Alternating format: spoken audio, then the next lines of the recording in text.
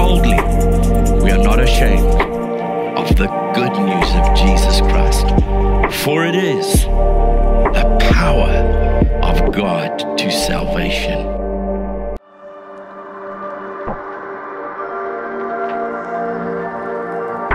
To have you here this morning, you can be seated, and if you would take your Bibles and go with me to Acts chapter 27.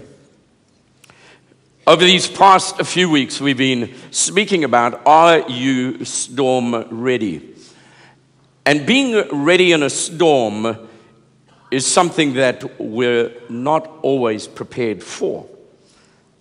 We were never prepared for a firestorm and had no idea what a firestorm was and had never been in a firestorm. But we discovered that there were specific things that we would need if the entire city landed up ablaze. And so we were told over a period of time that the area we were living in at that time in Southern California was subject to fires, but we had never seen fires. We'd seen smaller fires, as on Table Mountain, bushfires, other fires, but nothing of the magnitude that we would see. So one day as we turned on the news, we noticed that they gave a warning that there were fires a number of kilometers away from us, 10 or 15 kilometers. But then the wind began to blow, the fire changed direction, and before we knew it, there was an area at least as large as the entire city of Cape Town, all the way up to the mountain in Stellenbosch, where there was fire. At that point, there was a knock on our door, and the policeman came and said to us, you need to be ready to evacuate, because the fire is now only a few kilometers behind your house, and because your house is situated in a valley, should the valley catch on fire, your house will automatically be burned and you'll have no way to get out. We had no idea what we needed, and he said, do you have an emergency pack? We'd never looked at what an emergency pack was. He then explained it very briefly. He said, all you need to do when we evacuate you is take the most valuable things that you have. Well, for Wendy, that was the poodle. But he quickly explained to us, it's not just the poodle. You're going to need food, you're going to need water, you're going to need medical supplies, and you're going to be able to carry it in one box. And we will come and tell you when to evacuate. But here was the thing. If you evacuate, you will not be allowed to return to your home, and you will be put in a shelter until you can return. And if you stay in your house and the fire comes to the house, we will not be able to rescue you. You stay there at your own risk. Staying at our own risk meant we looked to see if the hosepipe could put the fire out, which obviously it couldn't. Staying at our own risk meant we looked to see if the neighbor had a large swimming pool that we could put a pump in and endeavor to pull the water out of their swimming pump. Staying just simply meant that we ran a risk. And so we did what we do as Christians. We prayed and asked the Lord to stop the storm and to protect us from the storm. But what we learned during that firestorm is that we were not storm ready. Not ready to be evacuated. We had no emergency plan. We had no idea where we would go, who we would stay with. We had no idea that we would even leave behind everything we possessed, which we would have left behind our bank statements, our insurance policies, all of those things, and we had no idea that we needed all of that in case our life would be completely destroyed in a storm. This is the situation we read about when we get to Acts chapter 27. When we read in Acts 27 about Paul, Paul is on his way to see Caesar. And as he boards a ship, he warns the people on the ship in Acts chapter 27, verse 8 onwards. He says, and it came to pass, they came to a place called Fair Havens. Verse 9, now when much time was spent and when sailing was now dangerous because the fast was already past, Paul admonished them and said, Sirs, I perceive this voyage will be with hurt and much damage, not only of the lading of the ship, but our lives. Nevertheless, the centurion believed the master and the owner of the ship more than those which were spoken by Paul.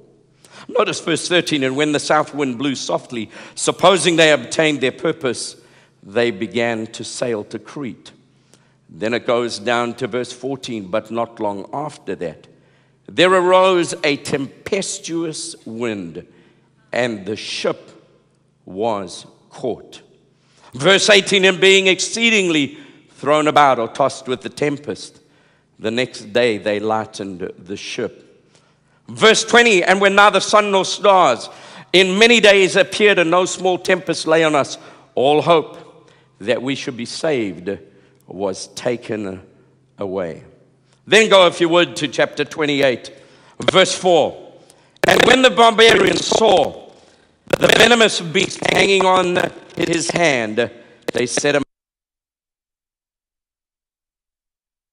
is a murderer.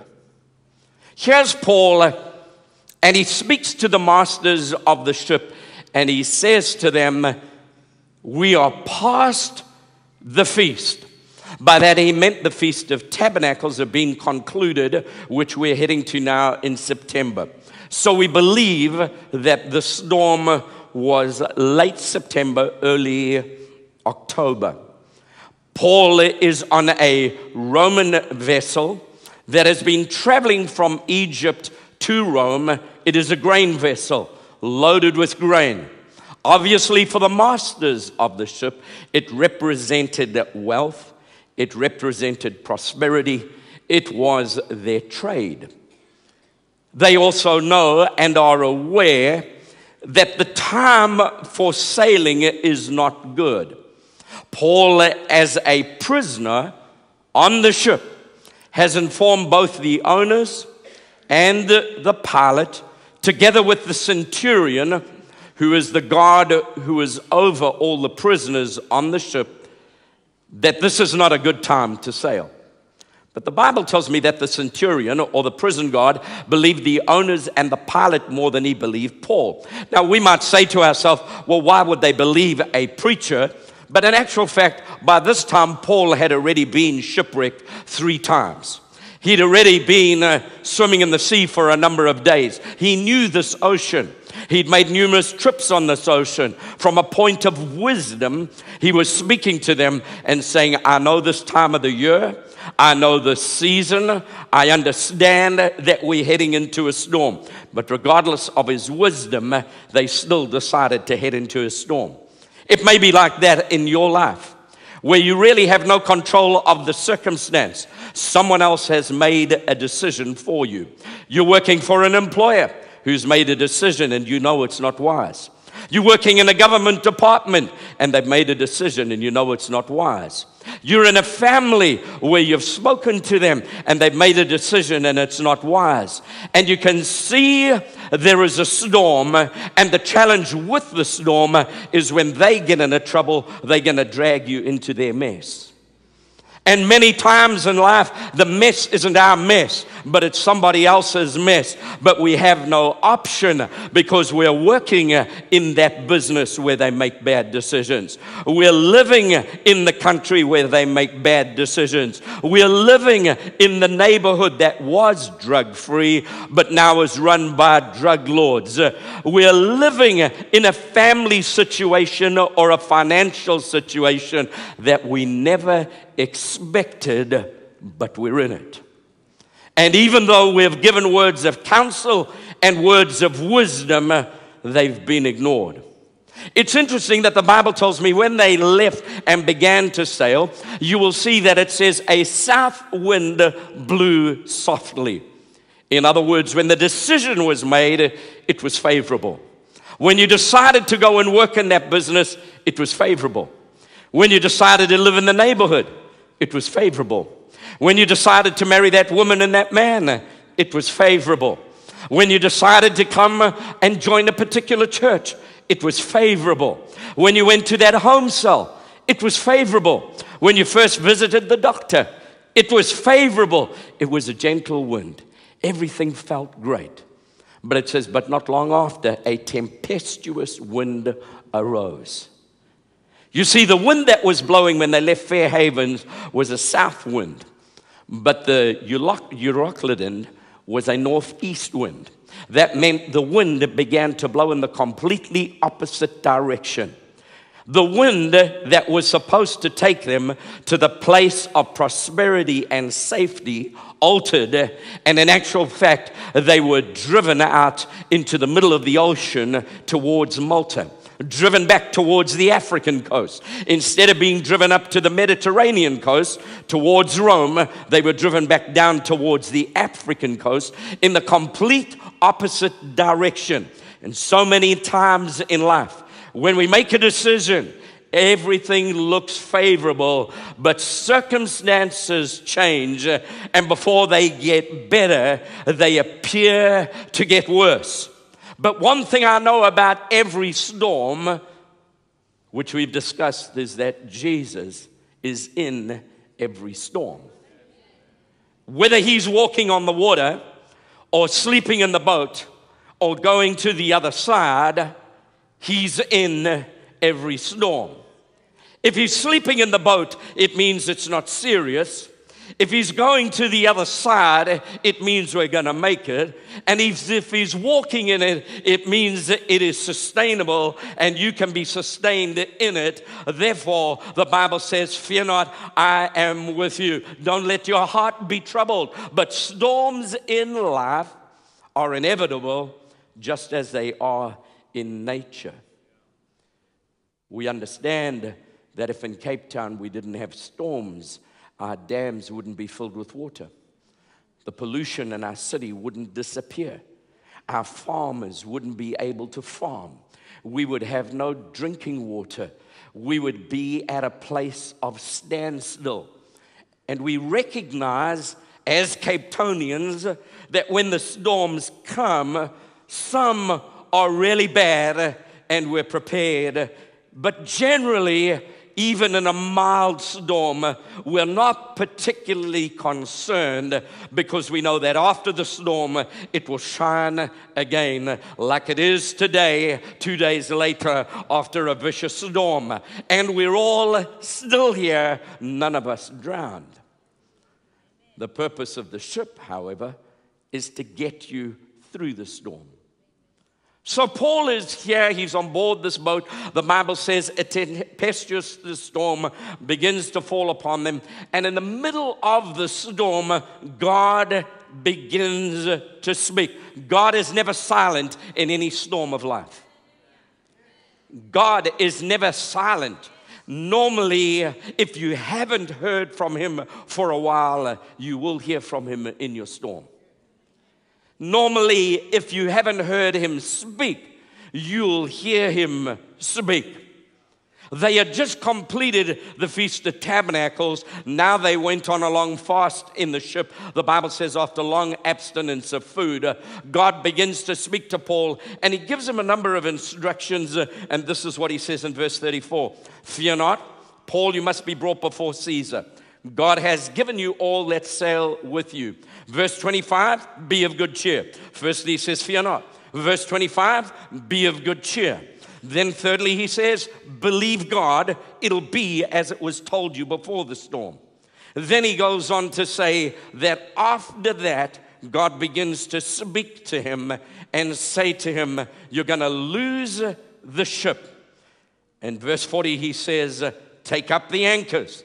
Commit yourself to the sea, loose the rudders, hoist up the mainsail to the wind, and make for shore. And then he goes on to say in verse 44 that after the ship broke up, some landed on the beach on board, some on broken pieces of the ship, and it came to pass that they all escaped safe. Let me back up. Paul, in the storm, hears from God, And when he hears from God, there are a number of things that take place that are not intuitive to the owners of the ship, not intuitive to the pilot of the ship, not intuitive to do. If you are on a vessel that supports your prosperity, why would you throw it overboard? If you are in a company that looks like everything is safe and secure and you're in a storm, why would you shut the company down?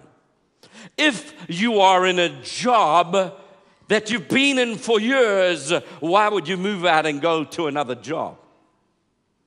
Paul is on a Roman ship, and God is about to do something. The Roman ship has on it 2 carvings or paintings of the sons of Zeus. The sons of Zeus were 2 twins who were the twins of the storm. They were the gatekeepers to prevent the hell of a storm and to protect you from the fury of heaven. And so on the mast of the ship were painted the sons of Zeus. But what God was telling Paul is every man-made ship that bows down at the idols of men is not a safe place. But every vessel that is built by God where Jesus is in the ship, the vessel will survive. Man-made instruments are no safe place for protection. We say, well, I'm in the ship of the stock exchange. It's not safe. I'm in the ship of the insurance company. It's not safe. I'm in the ship of the neighborhood watch. It's not safe. I'm in the ship of the economic forum. It's not safe. I'm in the ship of the ACDP, EFF, whatever it is, the soccer club. I'm in that ship, and surely they will protect me. And what God is wanting Paul to understand, that there is no safety in man-made instruments, because when storms hit a man-made instrument, they cannot survive. They do not survive. But the word of the Lord and the people of God survive the storm and come out on the other side. God didn't exclude Paul from the storm, but took him through the storm, put him in a man-made ship, because he wanted the people in the ship to know God. You are in the company that you were in, and in the storm that you are in. We are in the nation that we are in, not because the vessel is good, but because God is good, and a good God lives in you. And if God is going to give us all those who sail with us, what witness will they have of the blessing of God unless a blessed person is in their boat? What will they know of the healing of God unless a healed person is in their boat? What will they know of family peace unless there's a godly family in their boat? What will they know of economic security unless there's a tither in their boat who says, I know that whatever transpires, God will bless me coming in and bless me going out. He'll not allow my life to be destroyed. He's with me. God placed you in the boat. Paul's in the boat being treated like a common criminal with other criminals. And sometimes we feel in the marketplace we're surrounded by criminals, but you're the salt of the world, the light of the earth. A city set on a hill that cannot be hid. So the Bible says, don't hide your light, but let your light shine. If there's going to be a voice of morality, it'll be yours. If there's going to be a voice of conscience, it'll be yours. If there's going to be a voice of purity, it'll be yours. If there's going to be a voice of blessing, it'll be yours. And it may well be in the middle of a storm. He says to him, I'm going to give you firstly everybody who sails with you. Then he goes on to say to him, but you will lose the ship. Sometimes for God to move us, we have to lose some of the things in the past. Otherwise, we'll never move to things that are in the future. Sometimes God has to allow things to break up around us so that he can move us to where we're supposed to be. God had to use a contrary wind to send Paul to a place he had no plan of going to, because God had a purpose for people on an island that Paul knew nothing about, just as he has a plan for people you know nothing about, but he's sending you to them, and he's bringing you out through the storm into another circumstance surrounded by other individuals where you can be a blessing, and you might not even have planned to go there. We don't always have things planned out in life. We make our plans, we submit them to God, but sometimes it doesn't work out the way we planned it. We go, I got perfect plans, but sometimes the perfect plans don't work out. Here they are in the storm. There's a couple of things that happen, and I don't want to spend too much time on them. But one of the first things they did was they said, let's throw an anchor overboard. Because when you're in a storm and you're on your ship and you're comfortable and you've been in a certain business for a while and a storm hits, you say, I don't really want to move, so I'm going to throw an anchor down and I'm just going to get stuck. Even though my ship's being swamped, even though I think I'm going to drown, I'm going to throw an anchor down. In other words, I am going to stay right where I am, come hell or high water. God's not moving me. A storm isn't moving me. Nothing's going to move me. But the first thing that came to Paul is cut the anchor loose. Quit getting bogged down in the past hurts. Quit getting bogged down in old relationships. Quit hanging on to your past. Quit saying, I can't let that go. I just can't let it go. Let it go. Let it go. Let it go. Let it go. You see, again, God was saying to Paul and through Paul and to the crew, if you're going to look for an anchor, Hebrews chapter 6 says we have an anchor beyond the veil, and that anchor is Jesus. That man-made anchors in man-made institutions cannot save us, but we have an anchor. Our anchor is not downward, our anchor is upward. We have an anchor beyond the veil where the forerunner has entered for us, even Jesus.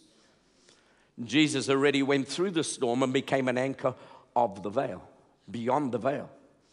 And so he's the only secure thing. Well, once the anchors didn't work, they said, we're going to let down our lifeboats. Well, lifeboats are plan B, plan C, and plan D. God has no plan B, no plan C, no plan D.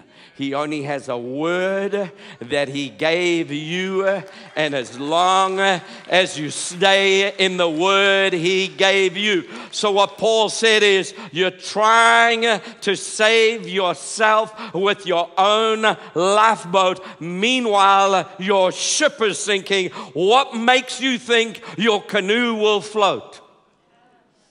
I watch these big storms that come through the Cape, and I'm fascinated by the huge oil tankers that just sit out in the ocean and just rock about. I noticed when they're not out there, people are out in little canoes and little boats. But when the big waves come, I don't see any little canoes or even cruise liners like they have at the waterfront. They're all hiding in the harbor because they can't take the storm. What are you saying? The Bible says this, that the church is like a big ship. When you get into the family of God and committed to brothers and sisters in the house of God, the church is like a big ship. And when the storms of life come and pound upon that ship just remains constant and remains steady. The waves break past it. But if you bail out and get in your little dinghy, well, I'm getting in my dinghy of my own doctrine. I'm getting in my dinghy of my own church in my garage. I'm getting in my own dinghy. I'm going to just worship at home by myself. There's no one else on your ship to help you but you. And you then become the repositor of all knowledge. You become the wisest person you know, the greatest person you know. You become your own I am that I am. But when you're gathered with friends who are all facing the same thing, then if any two of you agree on earth is touching anything, it shall be so. When you get into the ship that's called the house of God, you're going to be safe. But like Paul in the ship that was made by men, it was driven between two places, began to break up. And Paul said to them, we're going to lose the ship. But an angel stood by me, said, you're going to survive. You're not going to die. Look at your neighbor. Tell him you're going to survive. You're not going to die. Tell one other person you're going to survive. You're not going to die. Say it again. I'm going to survive. I'm not going to die. You live and not die. And you're going to live. You're not going to die. You may have some water in your boat. You may have been bashed about a bit. You may be thrown about a bit, but you'll live and not die. You'll live and not die because the purpose of God in your life is not fulfilled yet. The plan of God in your life is not fulfilled yet. God is not ready to have you in heaven because He hasn't completed what He began. He said what He has begun, He will perfect. And until He has perfected it, God is not done with you yet. The storm is just temporary discomfort, shaking off impermanent structures, removing things that we've trusted and relied on, and bringing us back to our center and our core, which is Jesus. After everything that happened, Paul could still say, I'm still standing. He looks at his guys and he says, now listen, the ship's going to break up and some of you are going to have to grab a board and float. He said, that's all you're going to do. There's not much that I can promise you in your future. I just want to make sure there's no nails because I don't want to hurt anybody. But he says, you know what? All I'm going to give you is just a plank. God never really gives us much. He says, he has a plank. I'm just giving you a plank. Now swim. Sometimes God, we say, God, you can't paddle with the plank. There's no boat anymore. It's broken up. Your friends are all in the water. We're all not in the same boat, but we're all in the same storm. Swim for it. Swim for it. That's what he said. Bail overboard. Even if you can't swim, grab a plank. When I began to look at a plank, the house of God or the temple was built out of 49 planks or boards. What he was saying is, hang on to your faith in the house of God. Hang on to the people of God. Hang on to another believer and swim for it. You're going to be okay.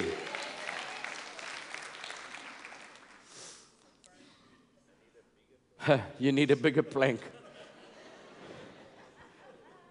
You see, when they picked up these boards, these were broken pieces. And when we come to church, most of us are broken pieces. See, God's ship isn't made up of perfect people. It's made up of broken pieces. People who've been through life. People who've been through a divorce. People who've been through rebelliousness, drug addiction, pain, heartache, and sorrow. But you're going to make it to the shore. You're going to make it to the shore. You're going to make it to the shore. When I get to the next chapter, I notice that Paul lands on the shore. When he lands on the shore, it says the barbarous people showed him no small kindness, but made a fire.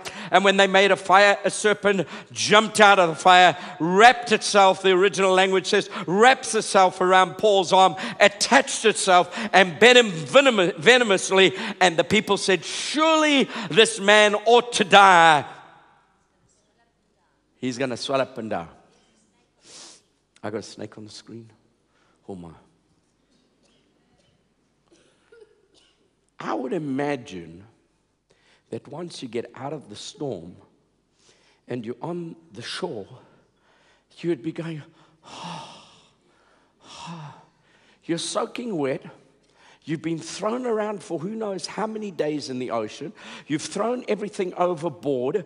You've had a soldier that wants to kill you. People have put your life in danger through their bad decisions. You've said, don't worry, I'm the man or woman of God, and because of me, I'm going to rescue you. And you would say, surely the God in heaven needs to give me some extra points. He needs to give me 10 gold stars and say, well done, good and faithful servant. But it seems like times when we come out as a broken piece, there are still enemies who want to bite you venomously and destroy you. Psalm 64 says they use their words as bitter arrows to shoot at you. And they'll shoot at you suddenly. You can read Psalm 64 in your own prayer time.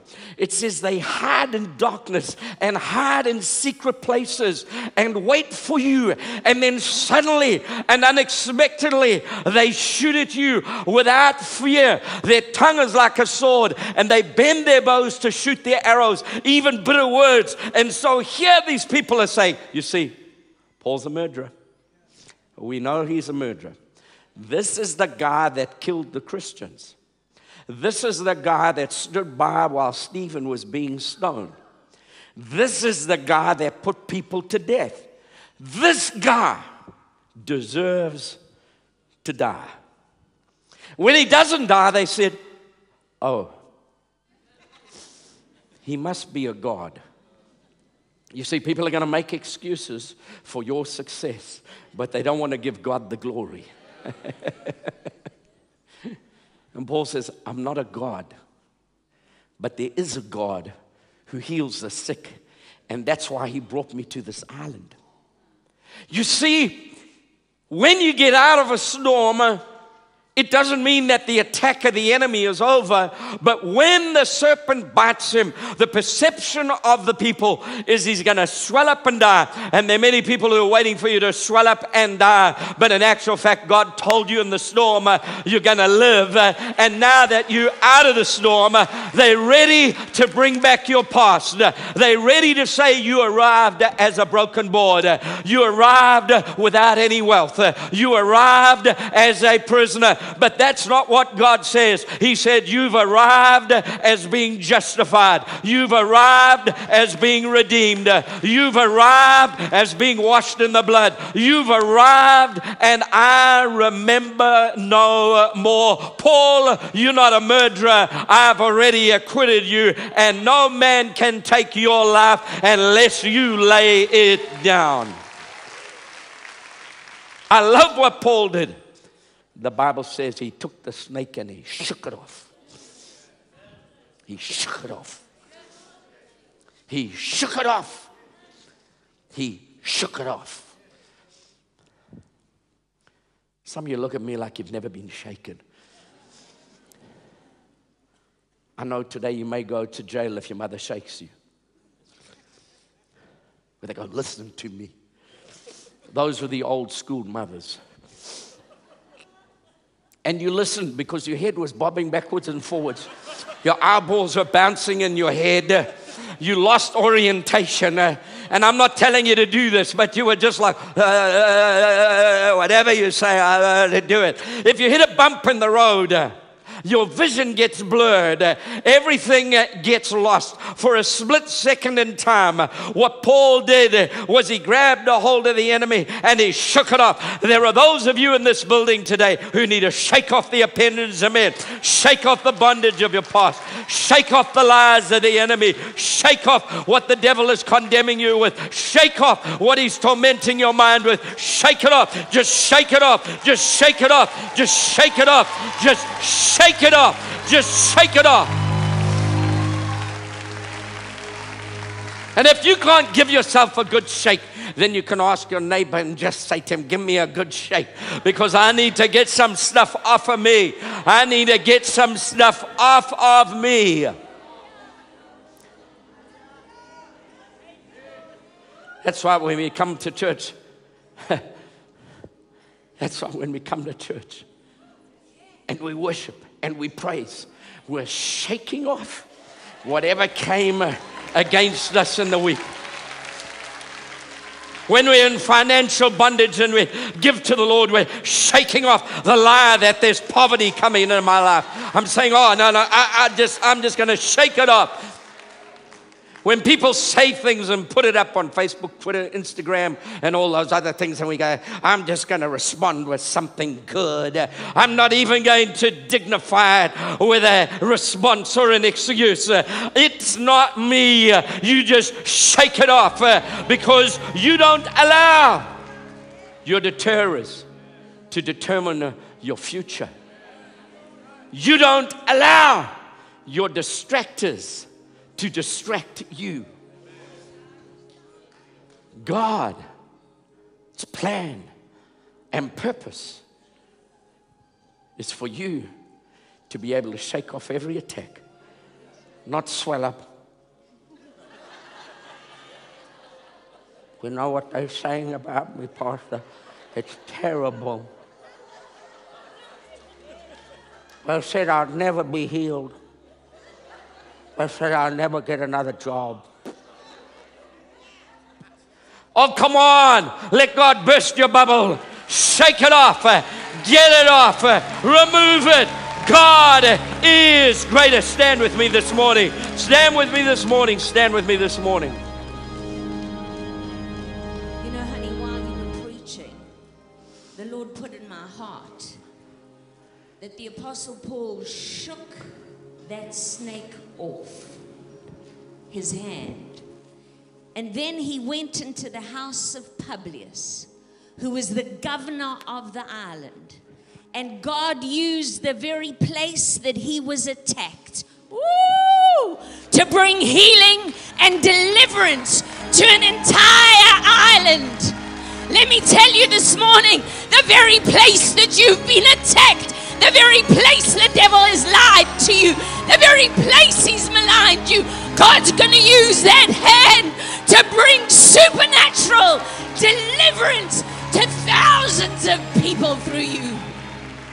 So let's shake it off today.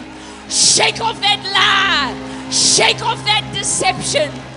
The very place that the devil has brought wounding, where he's tried to poison you, poison your future, poison your dream, poison your destiny. Oh, I feel the power of God in this place this morning. Yes. Don't let the devil rob you today.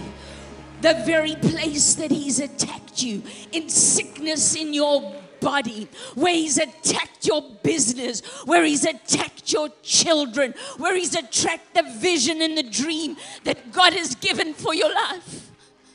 Shake it off today and say, this very place, this very hand is going to bring healing and deliverance and signs and wonders and miracles. Woo!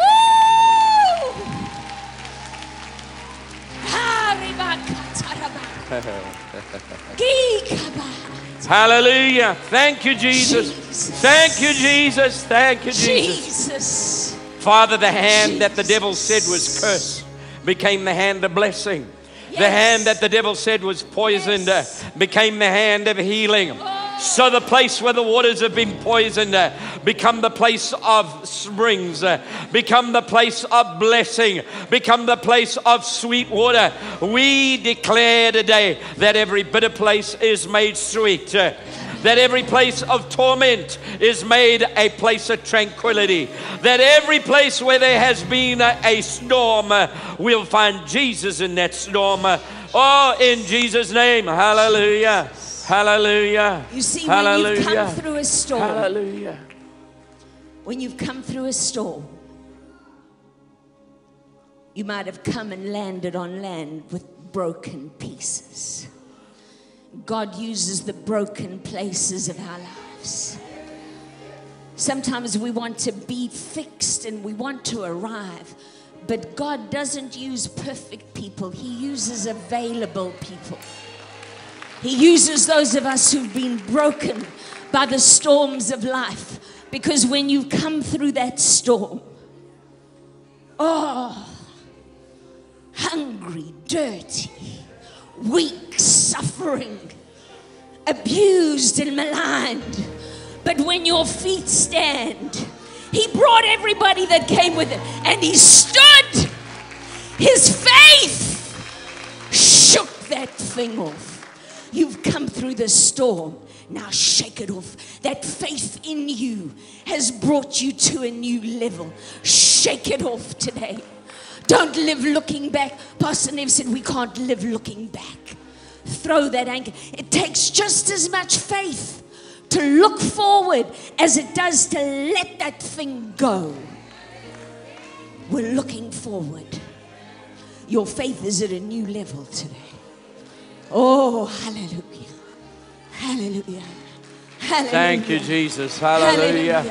Hallelujah. Hallelujah. Hallelujah. Hallelujah. While we stand in this place, I want you for a moment. You've come into this place this morning and you say, you know, Pastor Nev, the biggest storm of my life has been the storm of faith. To put my whole heart, my faith, my trust in Jesus. That's a storm that we've all gone through. It's natural and normal for us to believe we can help ourselves. Yes. It's only when we find ourselves in a position where clearly we cannot help ourselves.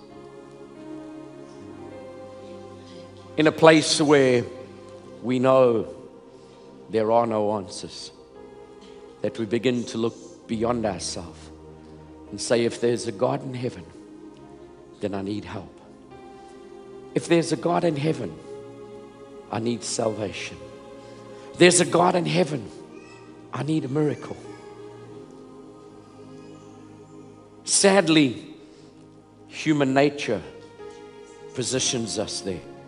It doesn't have to be like that. It doesn't have to be like that. We don't have to be in trouble before we call out to God. We don't have to be in trouble. We can call out to Him before we're in trouble. You see, the island that Paul landed on, Malta, was known for goat farming. They discovered years and years later that the milk on the island was infected with a virus. And all who lived on the island, who perpetually drank of that milk, would perpetually get sick. That virus no longer exists on the island of Malta today, because Paul was sent to that island just like Jesus has been sent to you. And there's no need to be infected with the virus of your past, the virus of your failure, the violence of your sin, the violence of your heartache. There's no need to be infected. There's no need to be poisoned. Jesus came. When He hung on the cross, the people of Israel looked back at Jesus hanging on the cross, because when they had left Egypt and landed up in the wilderness, which speaks of a dry, barren place, emotionally, mentally, in any way, when they landed up and they were being bitten by serpents, Moses was given an instruction to take a snake and hang it on a cross. So when Jesus died on Calvary, the Jewish people, when they looked at the cross, were reminded that the serpent's venom was destroyed. And whoever looked at the cross lived. Here again on Malta, under the new covenant, God was reaffirming exactly what he'd done with the children of Israel years ago. That sign of healing, the serpent on the cross, became the symbol you see in every medical hospital. It wasn't because the pharmacists and doctors thought out something good. You may wonder every time you see a doctor that they have a snake and think, my goodness, a doctor, a hospital with a snake. But what they're really saying is Jesus died, took all the venom on the cross so that you and I could live and live free. I'm Pastor Nev from Good Hope Christian Center, and I want you to know that God loves you, and we're sharing what we're sharing so that you know how to overcome and win this war that we're currently facing and come out victorious. God bless you. Amen.